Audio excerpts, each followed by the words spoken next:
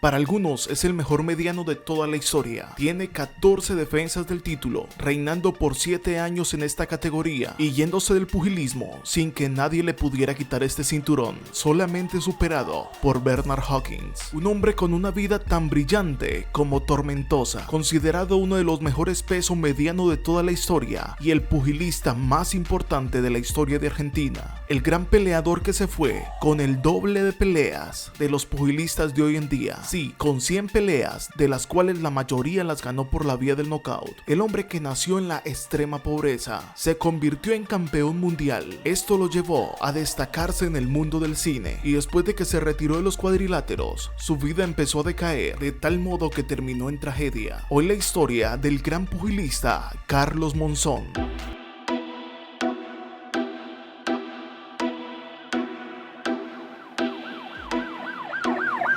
Carlos Monzón nació el 7 de agosto de 1942. En aquel año nació también otro grande del pugilismo. Este es Muhammad Ali. Los dos brindaron espectáculo a finales de los 60 y en la década de los 70, aunque en diferentes pesos. Carlos Roque Monzón nació en la localidad de San Javier, en la provincia de Santa Fe. Fue el quinto hijo de Amalía Ledesma y Roque Monzón, de orígenes muy humildes y de ascendencia mocoví. Los mocovíes son un pueblo indígena de Argentina, desprendido del conjunto de los pueblos guaycurúes. Desde muy pequeño vivió en unas circunstancias muy difíciles, comían de lo que cazaban. A los 8 años su familia se trasladó, mudándose a la ciudad de Santa Fe, viviendo en el populoso barrio de Barranquitas. Monzón, en medio de una familia muy pobre, se vio forzado a que en el tercer grado renunciara a la educación, así que abandonó los estudios para trabajar y conseguir el sustento de su familia. Su primer trabajo fue lustrar botas, así que asistía a los partidos de Colón y Unión para poder alcanzar más clientes. En el Club Unión enseñaban boxeo, así que fue allí donde empezó a interesarse por el deporte. En su mente siempre había estado combatir la pobreza y darle una mejor vida a su familia, así que con la ilusión de conseguir una casa propia, empezó a pelear. A los 17 años ya estaba peleando. El 2 de octubre de 1959 realizó su primer pelea. En 3 años como amateur, realizó 87 peleas. Y cuando eres talentoso, lo más probable es que sigas creciendo, así que el 6 de febrero de 1963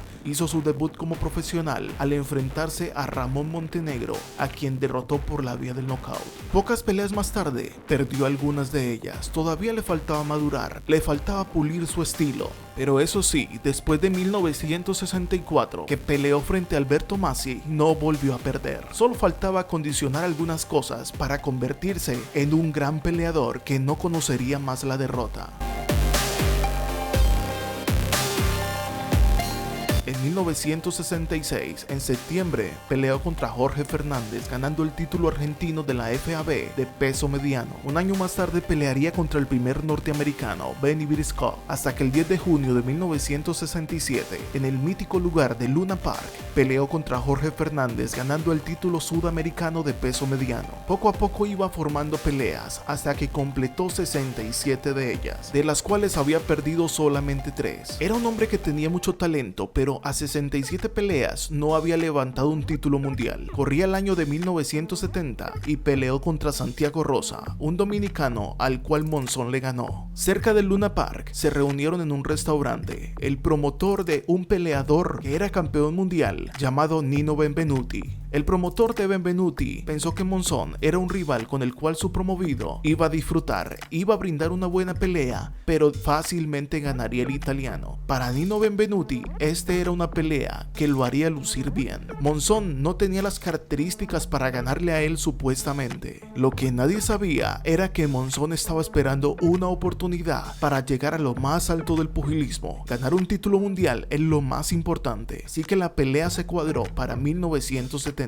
El 7 de noviembre, todo se llevaría a cabo en el Palazzetto dello Sport, en Roma, Italia. En la rueda de prensa, Nino Benvenuti le tocó una nalga de forma afectiva a Monzón. Lo que para Nino Benvenuti fue un gesto de afecto, para Monzón no fue lo mismo. Al parecer lo tomó como una ofensa. Alguien dijo que con la mirada de Monzón hacia Benvenuti, el italiano notó que este rival no era lo que le habían pintado. La pelea estaba pactada a 15 rounds. Sin embargo, el argentino debió de esperar hasta el round número 12 para que en una esquina con un derechazo noqueara definitivamente a Nino Benvenuti. El hombre que creía que el argentino vendría a ganarse solo un dinero resultó cayendo noqueado y el argentino se llevó el título para su casa, ganando el título mundial de la AMB CMB de ring lineal en peso mediano, y fue llamado el combate del año por la revista de Ring en 1970. De ahí en adelante vendrían 20 peleas más, de las cuales 14 fueron por el campeonato y nadie pudo con él.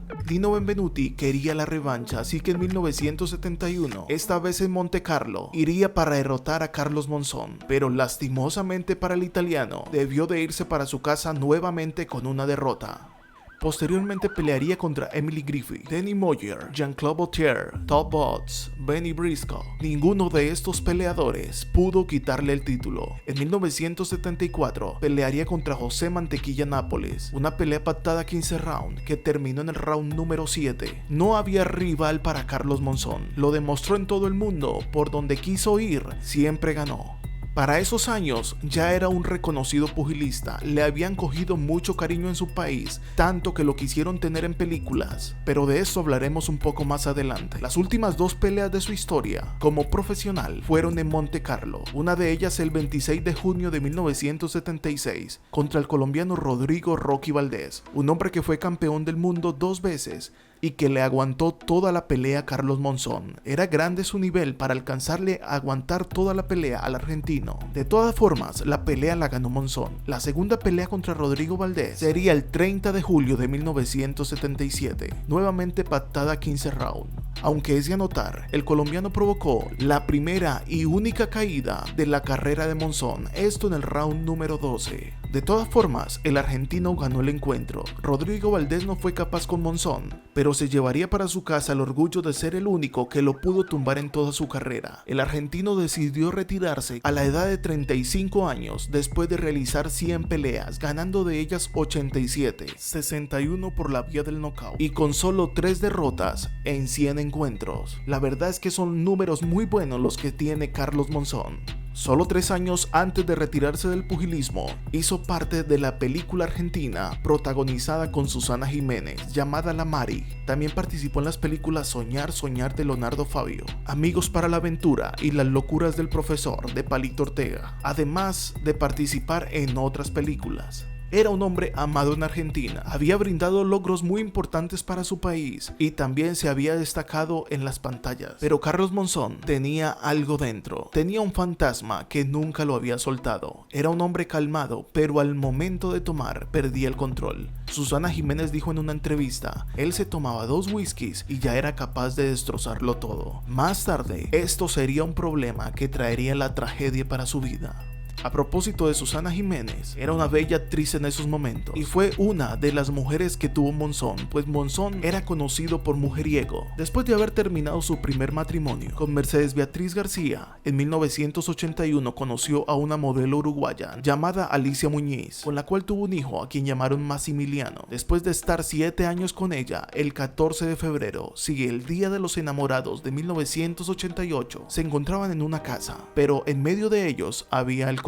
Así que Carlos Monzón se encontraba ebrio. Como Monzón apenas tomaba licor, perdía el control. Esa noche pasó lo mismo. Después de una discusión con Alicia Muñiz, la golpeó, la asfixió con sus manos y después la arrojó desde el balcón. Aunque habían versiones de un lado y de otro, todas diferentes, lo único cierto es que Alicia Muñiz murió ese día y Carlos Monzón fue culpado en el juicio por homicidio simple. Ese día Carlos Monzón, mientras explicaba lo que había sucedido en esa casa, a las afueras se encontraban muchas personas. Mientras unos gritaban "Dale campeón", otros gritaban "asesino". Paradójicamente, en la película que protagonizó con Susana Jiménez, su cónyuge termina quitándole la vida al Cholo, como se llamaba el personaje de Monzón. Y en la vida real, Monzón termina quitándole la vida a su cónyuge. Qué ironías, ¿no? Fue condenado a 11 años de prisión. El cumplimiento de la condena fue en el penal de Batán, cerca de Mar del Plata, y luego en Las Flores, en la ciudad de Santa Fe. Resulta que tenía muy buena conducta, así que ya habían pasado algunos años de haber estado encerrado en la cárcel y le empezaron a dar permiso para ir a trabajar. Estaba entrenando alrededor de 100 muchachos, con lo que él sabía dar puños.